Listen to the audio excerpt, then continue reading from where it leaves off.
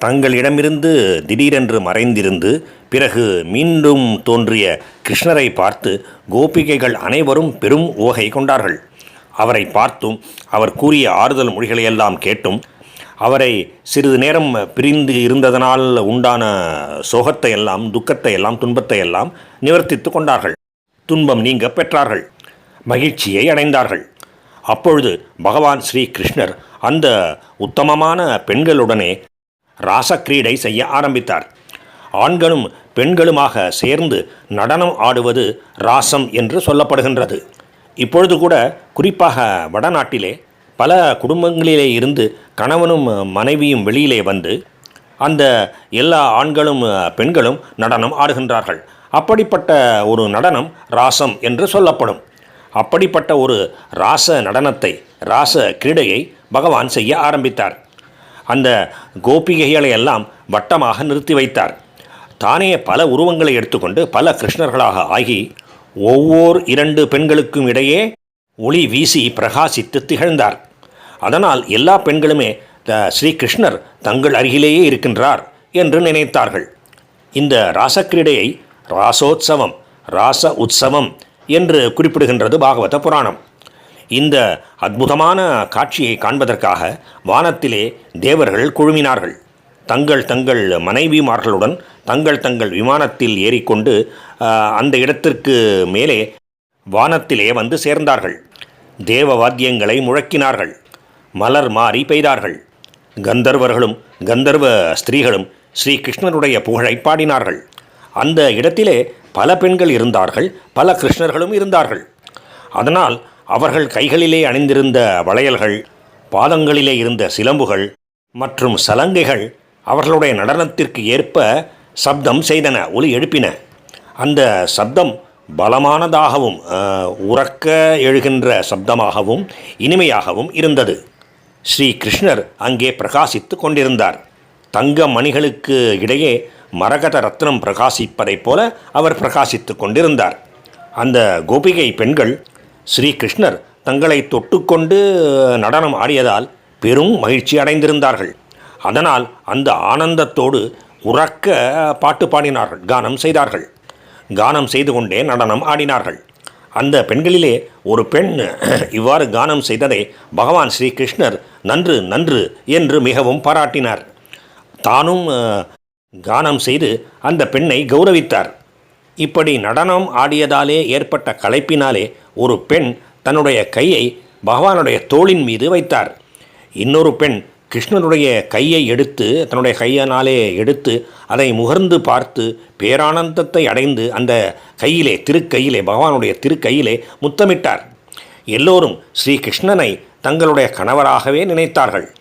அவருடைய கல்யாண குணங்களை கானம் செய்து கொண்டு விளையாடினார்கள். பகவானும் பெரும் மகிழ்ச்சியுடன் அவர்களுடன் கிழித்தார். அவர்களையும் பெரும் மகிழ்ச்சி கொள்ள செய்தார்.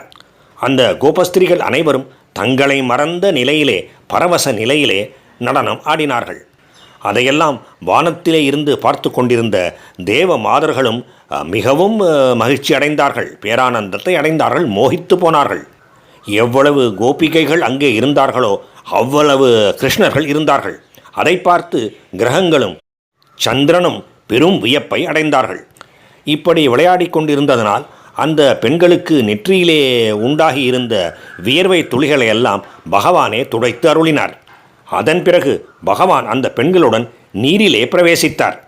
வேத மரியாதையையும் சாதாரணமான உலக மரியாதையையும் மீறி அவர் அந்த பெண்களுடன் நீரிலே பிரவேசித்தார் என்று கூறுகின்றது பாகவத புராணம். அந்த நீரிலே ஜலக்கிரீடை செய்ய ஆரம்பித்தார். அந்த காட்சி ஒரு சிறந்த ஆண் யானை தன்னுடைய பெண் யானைகளுடன் ரமித்து கொண்டிருந்ததைப் போல், விளையாடி ஆனந்தப்பட்டு கொண்டிருந்ததைப் போல் இருந்தது. பகவானுடன் விளையாடி கொண்டிருந்த அந்த கோபஸ்திரீகள் அந்த நீரையெல்லாம் எடுத்து விளையாட்டுக்காக பேரானந்தத்துடன் பகவான் மீது வாரி இறைத்து விளையாடினார்கள். அப்படி தங்களுடைய பக்தியினாலே அவருக்கு அபிஷேகம் செய்தார்கள். தேவர்கள் அவர்கள் மீது மலர்களை பெய்தார்கள், பகவானை துதித்தார்கள். இவ்வாறாக அன்று இரவு முழுவதும் அந்த பெண்களுடனே கிரீடித்தார் பகவான் ஸ்ரீகிருஷ்ணர். இவ்வாறாக பகவான் செய்த ராச கிரீடையை பற்றி சுக மகரிஷி வர்ணித்து கூறியதை கேட்ட பரீட்சித்து மன்னர் சுக மகரிஷியை நோக்கி கேட்டார். பகவான் இந்த உலகங்களுக்கெல்லாம் ஈஸ்வரர். அதர்மத்தை அடக்கி தர்மத்தை காப்பதற்காக பூமியிலே அவதரித்தவர். அவர் பகவான் தர்மத்தை காப்பாற்றுகின்றவர், தர்மத்தை உபதேசிப்பவர். அப்படி இருக்கும்பொழுது அவரே தர்மத்துக்கு விரோதமாக பர ஸ்திரீகளுடன், மனைவி இல்லாத மற்ற பெண்களுடன் ஏன் இப்படியெல்லாம் கிரீடை செய்தார்? அப்படிப்பட்ட பகவானுடைய இந்த செய்கையின் காரண காரியங்கள் எனக்கு புரியவில்லை. அதை சற்று எனக்கு விளக்கி கூறி அருள வேண்டும் என்று கேட்டுக்கொண்டார். சுக மகரிஷியும் பரீட்சித்த மன்னருக்கு பதிலளித்தார். மிக மிக மிகவும் மேலானவர்கள் தர்மத்துக்கு விரோதமான காரியங்களை செய்திருக்கின்றார்கள். அக்னியிலே எதை போட்டாலும் அது அதை உட்கொண்டு விடும், சாப்பிட்டு விடும், அதாவது எரித்து சாம்பலாக்கிவிடும். அதனால் அக்னிக்கு எந்த விதமான குற்றமும் ஏற்படுவது இல்லை. அவ்வாறாகவே மிகச்சிறந்த தேஜஸ் உள்ளவர்கள் எதை செய்தாலும் அது குற்றமாக ஆகிவிடுவது இல்லை. ஆனாலும் அவர்கள் செய்கின்றார்களே என்று சாதாரணமான மக்கள் அவற்றையெல்லாம் செய்யக்கூடாது. அப்படிப்பட்ட செயல்களிலே இறங்கிவிடக்கூடாது. தன்னுடைய மூடத்தனத்தினாலே அப்படி செய்கின்றவன் நாசத்தையே அடைவான். சிவபெருமான் விஷத்தை உட்கொண்டார் என்பதற்காக மற்ற சாதாரண ஜனங்கள் விஷத்தை உட்கொள்ளலாமா? உட்கொண்டு விடுவார்களா? பகவான் எதை சொல்கின்றாரோ அது சத்தியமானது. அதையே நாம் அனைவரும் பின்பற்ற வேண்டும். உத்தமர்களுடைய சொற்களையே நமக்கு என்ன கூறுகின்றார்களோ அதையே நாம் அனுசரிக்க வேண்டும். ஆனால் அவர்களுடைய செய்கைகளை பொறுத்தமட்டிலே அவர்களுடைய எந்த செயல்கள் அவர்கள் கூறுகின்ற வார்த்தைகளுக்கு ஏற்ப இருக்கின்றனவோ அந்த செயல்களைத்தான் நாம் செய்ய வேண்டும். அவர்கள் செய்தார்களே என்று அவர்களுடைய எல்லா காரியங்களையும் எல்லா செயல்களையும் நாம் அனுசரித்து விடக்கூடாது. மிக மிக உத்தமமான கதியை அடைந்தவர்கள் ஏதாவது புண்ணியத்தை செய்தால் அந்த புண்ணியமும் அவர்களை ஒட்டுவதில்லை, ஏதாவது குற்றத்தை செய்தால் அந்த பாபமும் அவர்களை ஒட்டுவதில்லை. ஆனால் சாதாரணமான ஜனங்களின் நிலைமை அப்படி அல்ல. இந்த வித்தியாசத்தை புரிந்து கொண்டு நன்றாக உணர்ந்து கொண்டு அதன்படி நடக்க வேண்டும். பகவான் ஸ்ரீகிருஷ்ணர் அந்த கோபிகைகளுக்கு உள்ளேயும் அவர்களுடைய கணவன்மார்களுக்கு உள்ளேயும் அந்தர்யாமியாக எப்பொழுதும் இருப்பவர். அப்படிப்பட்ட பகவான் அவதாரம் செய்து மனித உடலை எடுத்துக்கொண்டு எல்லோருக்கும் அனுகிரகம் செய்வதற்காக இந்த மாதிரியான கிரீடைகளை எல்லாம் செய்கின்றார், லீலைகளை நிகழ்த்துகின்றார். அப்படிப்பட்ட பகவானுடைய லீலைகளை கேட்ட மாத்திரத்திலேயே ஒருவன் சுத்தன் ஆகிவிடுகின்றான், தூய்மை அடைந்து விடுகின்றான் என்று சுக மகரிஷி விளக்கி கூறினார்.